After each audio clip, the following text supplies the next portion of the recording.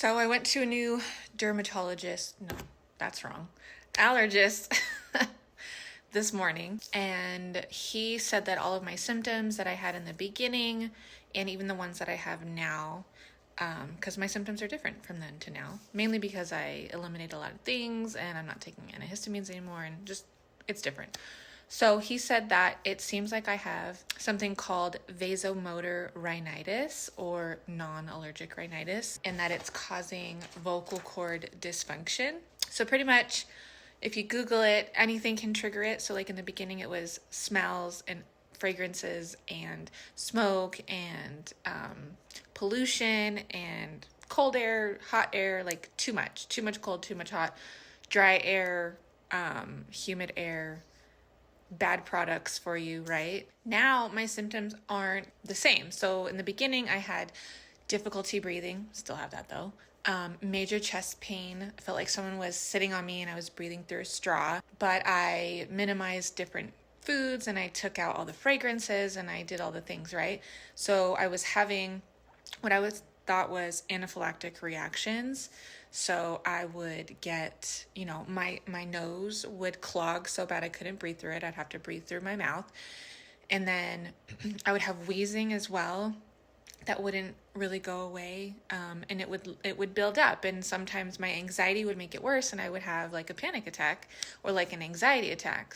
I don't know the difference between the anxiety attack and an anaphylactic reaction because it literally mimicked the same gastrointestinal symptoms, same, closing of the throat, like all the things, right? Now my symptoms are mainly after I eat or when I exert too much, like I do too much after like an hour. So after I eat, my nasal passages get really stuffy. I get like throat clearing and clogging. My ears clog and pop.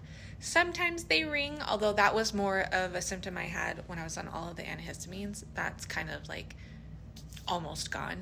Constantly having to clear my throat after I eat. I feel like something's stuck right here a little bit. Definitely have more mucus. I feel like it's all trapped like right here. I still have like semi-reactive skin. I don't know if that's because this symptom. And then when I do too much, so like I feel better standing up, sitting down makes it worse. When I stand up and I do things, I feel fabulous. I'm still tired, I'm still exhausted because I don't feel like I'm as nourished as I should be because I've minimized all of my food. And while I'm still eating healthy food, I still don't think that my body is getting what it needs, right? Because I'm not eating a variety of food, just some foods. So like when we go to the store or something and I'm carrying my purse for a long period of time, like an hour or something like that, 1 to 2 hours is usually my max. So like when we went for a walk the other day, an hour was like my time limit. Wasn't carrying anything, so that worked out. But when we went to the swap meet in Texas, excuse me, after 2 hours of carrying my purse, I started to have more breathing symptoms. And I sat down, started to feel a little bit better, drank water, did breathing and stuff like that. So immediately after I eat, I have these symptoms, right? Periodically, from the strenuous activity, I have the symptoms. But a majority of the time, like anywhere like 4 hours after or like when it's getting about to be mealtime is actually when I feel the best, when I don't have a whole lot going on in my stomach and my symptoms have subsided. Now, he said that he doesn't know what's causing it, but the only thing that he can help me with at the moment is to help me address it. And he doesn't want to address like all of the things. He's going to address like one thing at a time and hopefully help with those things. So like if I'm having nasal issues and breathing issues, he's going to address that.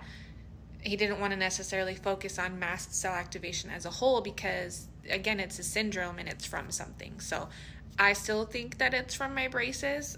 I know that everyone's looking at me like I'm weird and wild and like, what are you thinking? But I'm telling you, watch these braces come off and I get better. So his remedy was 2 different nasal sprays for the time being. He said to do the over-the-counter Astepro, and then he also gave me a prescription nasal spray as well. Both are non-steroid, so that is good for me. I am a little bit nervous to do it. He said in the appointment to do them, to spray one before I eat, every time I eat, but then on his paperwork that he gave me, it says every 8 hours.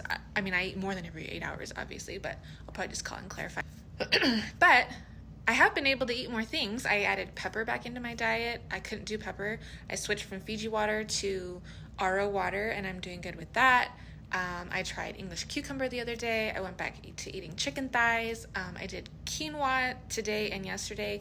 And all of those foods I knew gave me breathing problems, and now they don't. It's hard to explain. Like, randomly my body will like randomly, like, this circle spot right here will be hot and red and itchy, and so I'll start doing this, and then immediately, like, a big red, not even a welt, like nothing, just a red spot, you know. So there's the contact dermatitis. But I am going to get patch testing done for different, like, topical products and chemicals and stuff like that to see if I can address this, because that was the whole reason I went to a new allergist. She wanted me to go get more food testing done, which this allergist didn't necessarily recommend it. He said that he wasn't super familiar with the food aspect of everything that I have going on, plus the hidradenitis suppurativa. So right now we're just going to start with the topical products, minimize that, weed that out, and then go from there. But their allergist testing is a lot more expensive than my other allergist testing, but they do like 80 different things, so that'll be really good. But also he said that he would rather me be able to add more foods into my diet to keep me healthy and get healthier and maybe heal all the things that I have going on, versus finding out what foods are causing acne and taking foods out, which, yes, you should take foods out if you're allergic to them or have sensitivities or whatever. But right now, with the predicament that I'm in, this isn't as important as being able to breathe. So we're going to start with the nasal sprays and see how that goes and see if I can eat more food. And then we will start addressing more internally, because I already have a general idea of what foods cause this hidradenitis suppurativa. Unfortunately, there's also other factors like stress and being intimate cause flare-ups as well, which is a big bummer because, you know.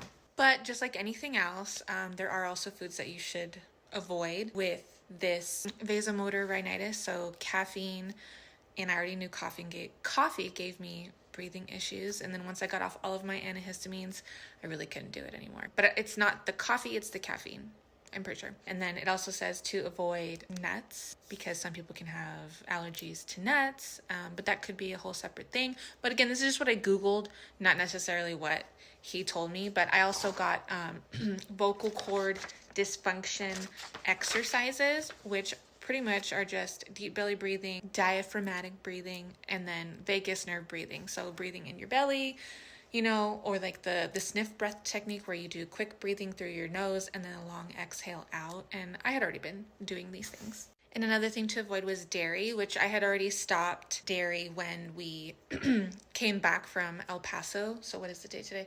Probably almost a month ago, 3 weeks ago, something like that. I do feel like I've noticed a difference in my skin since I stopped the dairy, but we are going to have to find a milk alternative or something, because I'm still going to need the nutrients that milk gives you. But again, all of the dairy alternatives have bad stuff in them, or they have almonds, or it's soy, or there's just so many things that people tell you not to eat. It's just a matter of finding what I can have, because I don't know what I can have.